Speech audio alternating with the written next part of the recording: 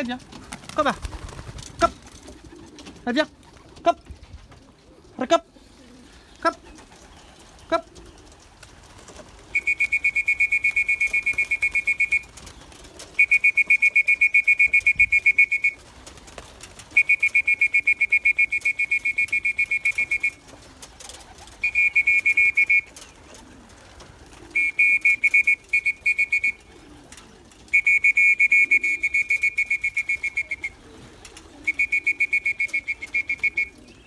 Allez, viens. Cop. Allez, cop. Cop. Cop. Cop.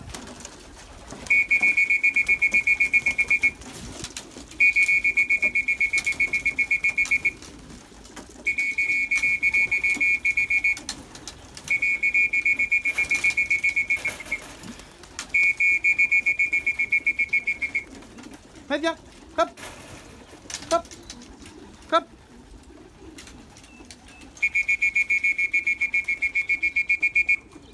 Hop. Allez, viens. Hop. Allez, hop.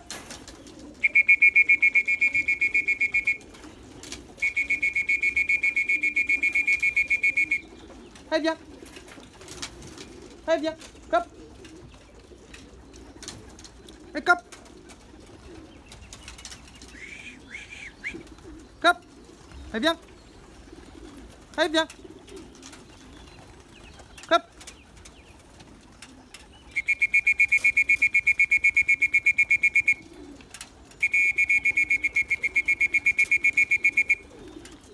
Allez, cop. Allez, viens. Oh, ma cop. Hop, hop. Viens.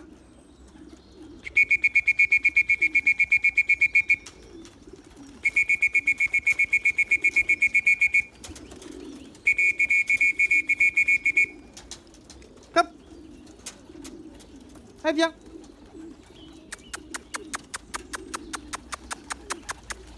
Allez, viens. Come. Allez, hop. Allez, viens. Viens, viens, viens, viens, viens, viens, viens, viens, viens. Oh, ma. Hop. Allez, hop.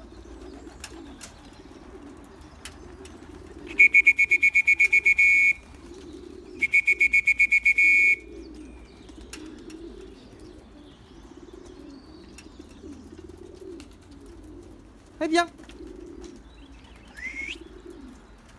Allez, hop.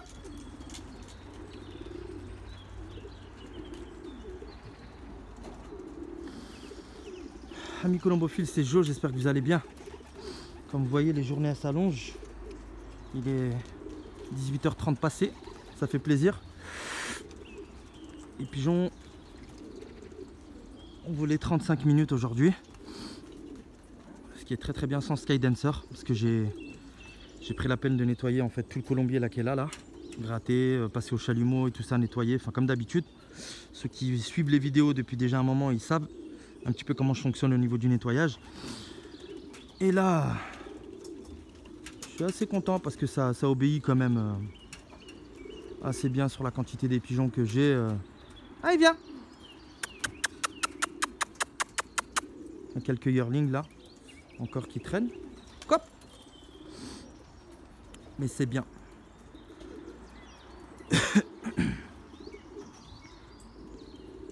En même pas, en 3 minutes à peine, je pense que déjà être capable de faire rentrer autant de pigeons, c'est déjà très bien. Allez, viens.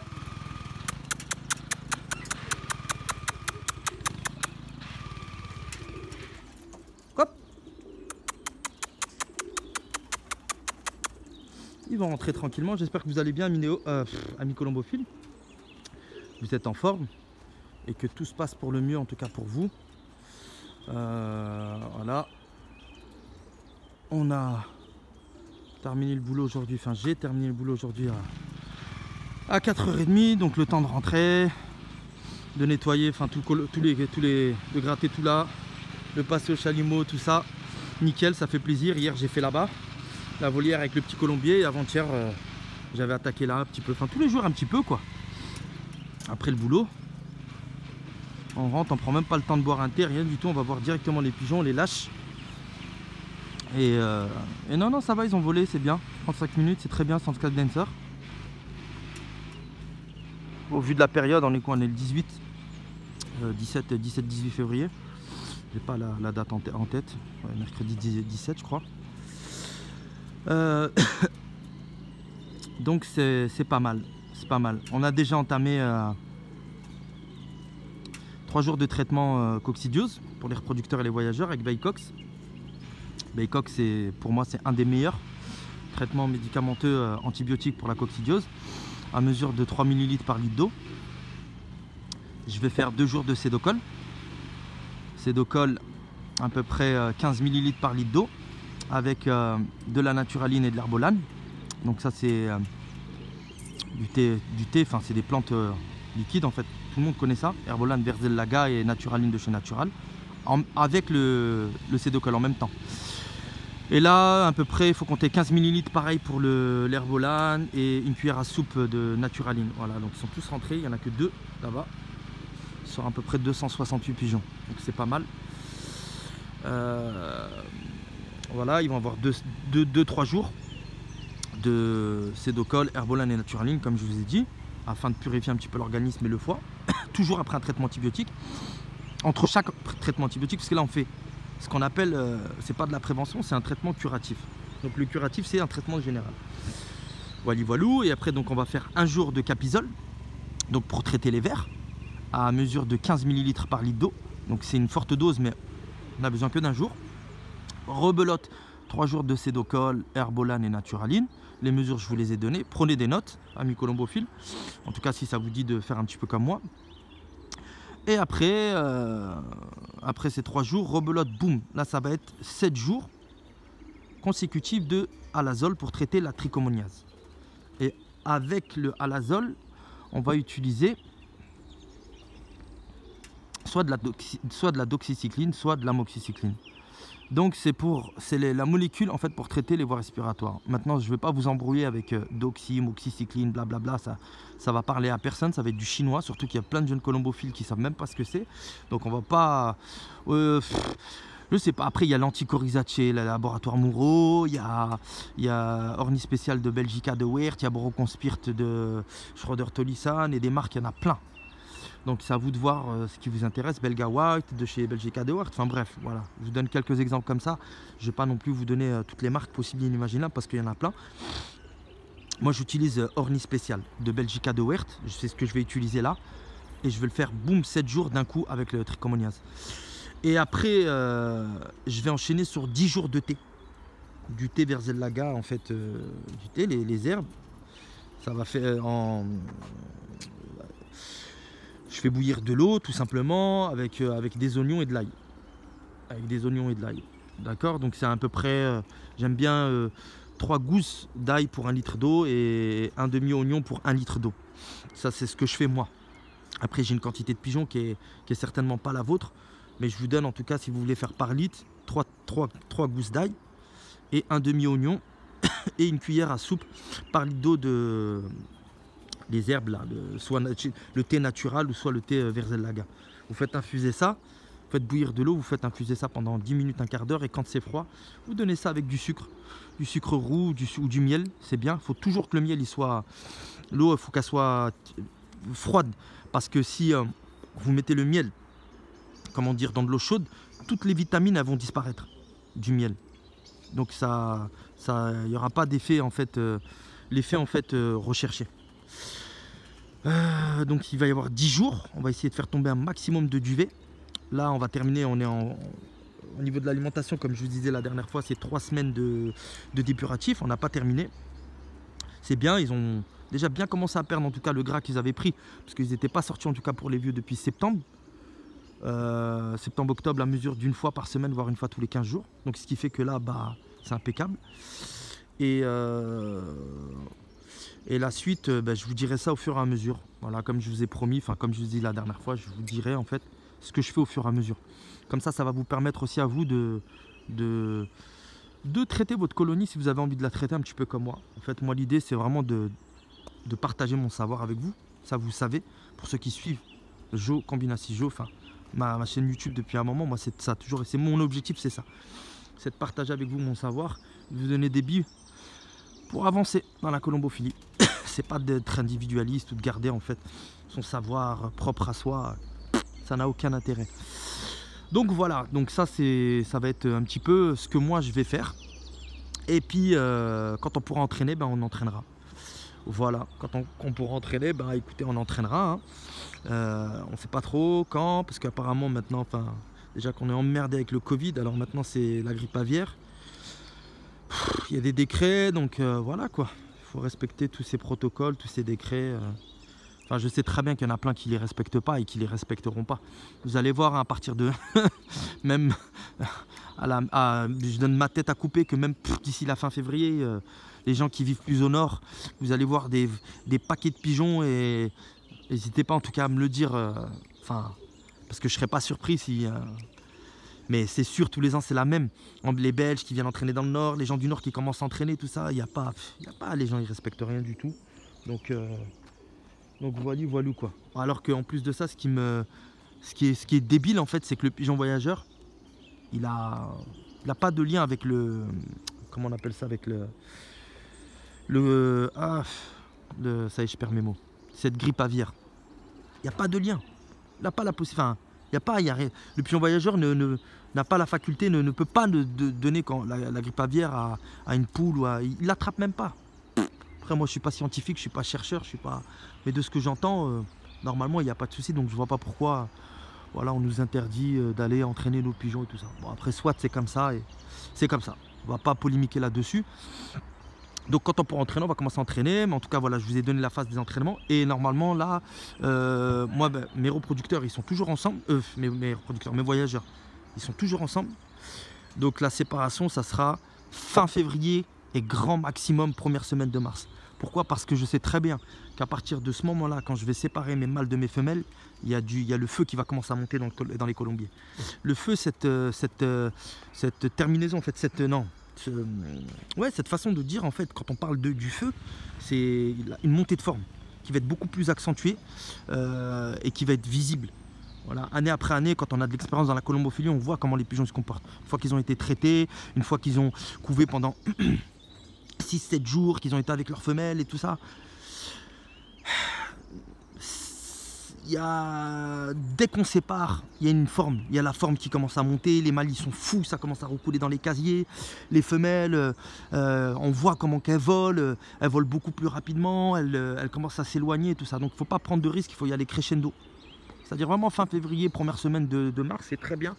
Et parce que la forme, un jour j'en avais parlé, mais de façon c'était très succinct en fait.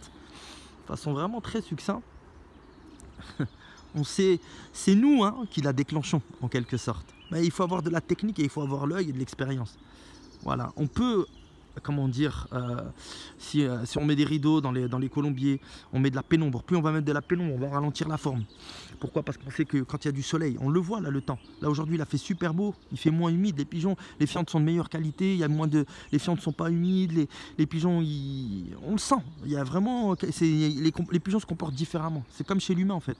Donc la colombophilie marche beaucoup par le biais de les pigeons, travaillent beaucoup avec la psychologie en fait, comme l'humain. Regardez, nous quand il fait pas bon, on n'a pas envie de sortir, on n'a pas envie d'aller travailler, il pleut, le temps il est nonchalant, on veut rester à la maison et tout, on n'a pas envie. Donc ce que je dis c'est que les pigeons c'est pareil, psychologiquement véridique, il y a de la chaleur, boum. Donc si on veut, comment dire, un petit peu réfréner tout ça, il faut mettre des rideaux. Là même actuellement tu mets des rideaux si tu veux pas que tes pigeons ils montent en forme. Ou il faut qu'ils soient accouplés. Voilà. Il faut vraiment qu'ils soient accouplés ou qu'ils sortent pas carrément. Et après, à un moment donné, quand toi tu vas vouloir en fait vraiment mettre l'accent et accélérer en fait, mettre l'accent, c'est-à-dire sur la forme, bah, c'est toi qui l'allumes en quelque sorte. Et c'est vrai. C'est toi qui l'allumes en fonction de ce que tu vas donner comme nourriture, en fonction de ta façon d'entraîner et en fonction de la séparation. Et là, je parle des veufs. Voilà, tu sépares les mâles des femelles. Moi, je le vois hein, automatiquement. C'est incroyable le changement. Au bout de 15 jours, j'ai des volets extraordinaires. Les groupes, ils s'explosent. Ça commence à partir à droite, à gauche. Les pigeons, ils sont veuvages. Voilà. Est-ce qu'on fait voir ou est-ce qu'on ne fait pas voir au mois de mars? Moi, je fais voir uniquement les mâles aux femelles le dernier week-end de mars sur un gros entraînement à 90 km à vol d'oiseau. 80 km à vol d'oiseau, pardon. C'est là où les femelles et les mâles ils vont commencer à se voir sur des petits entraînements à 30-40 km. Je ne me prends pas la tête avec ça. Il est hors de question que je me prenne la tête à reséparer. Non, j'ai pas 25 pigeons moi. Quelqu'un qui a 25 pigeons, il peut se permettre, mais moi je peux pas me permettre. Ça veut dire que je vais faire un entraînement un jour, un entraînement le lendemain. Je vais emmener les femelles le jeudi, le vendredi je vais emmener les mâles. Vous voyez ce que je veux dire? Ou cette année on parlait avec Benoît de lâcher à 30 minutes d'intervalle. 20 minutes, on a lâché les femelles et puis 30 minutes ou 20 minutes après on lâche les mâles. Comme ça, moi, ça me laisse le temps de réceptionner ici à la maison, de les faire entrer, de les rebasculer dans leur compartiment et après, boum, ils m'appellent. C'est bon, 30 minutes, je peux lâcher les mâles. Allez, vas-y, let's go. On va peut-être faire ça cette année, comme ça, on va gagner un maximum de temps. Donc, voilà, c'est des petites techniques. Ouais. Mais ça va très, très vite. La montée de forme, ça va très, très vite. Donc après, moi, ce que j'ai remarqué dans ma colonie aussi, c'est que souvent, ouais, c'est à peu près 90 jours, donc 3 mois, il faut compter à peu près 3 mois. Si on veut vraiment, vraiment tenir ces veufs dans une motivation parfaite, il faut compter à peu près, 3 mois, quoi. 90 jours, ouais, 3 mois. Donc avril, mai, juin. Moi, jusqu'à fin juin, mes pigeons, ils sont au taquet, j'ai remarqué. Et après, dès que j'arrive à peu près comment dire, vers le 10 février, 15 février, je commence à avoir une baisse de régime, une baisse de forme. Donc, je réaccouple. Souvent, je fais ça, je réaccouple. Je fais en sorte toujours de réaccoupler, bien évidemment, début juillet, voire fin juin. Comme ça, sur les beaux concours de demi-fond de fin juillet, fin juillet, eh ben, je peux reséparer, remettre au veuvage ou soit jouer au naturel. Et là, sur des bonnes positions et tout ça, j'arrive à avoir de très bons résultats. Voilà, mes colombophile, c'était la petite parenthèse, c'était la petite vidéo du jour, histoire de rester quand même en contact avec vous. Il y a des gens qui demandent, qui sont à la demande, hein. Vraiment. Jo, on veut écouter tes vidéos, on veut écouter tes vidéos. Merci, hein. Je suis le Messie. Les prêtres dans les églises. S'il vous plaît, mon père, faites-nous une vidéo. Nous voulons avoir la voix du sage. Non, je plaisante. Mais en tout cas, non, ça fait plaisir de recevoir j'ai beaucoup de messages de beaucoup de personnes dans toute la France, à l'étranger. Ça me touche vraiment. Merci beaucoup. Un grand merci. C'est sympa, c'est plaisant à, comment dire, à écouter. Après, voilà, une chose aussi que je fais pas et que j'ai plus envie de faire, c'est de l'individualisme en fait. Je suis pas payé pour faire ça. Il y a des gens, il faut écouter les vidéos, il faut prendre des notes. Je peux pas reprendre personne par personne. Il y en a, ils arrivent, je les connais ni d'Adam ni d'Ève, ça y est, boum, je les ai acceptés sur Facebook, j'ai eu aucune relation avec eux, je les connais pas, rien du tout.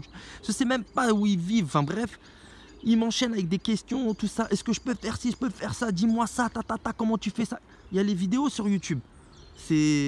Moi j'ai une vie aussi, hein, j'ai un travail, j'ai mes animaux à gérer, j'ai ma vie de famille, j'ai ma vie de façon générale. Je peux pas tous les soirs répondre à 5, 7, 8, 10, 20 colombophiles. Il y a des fois, bam, 20 messages.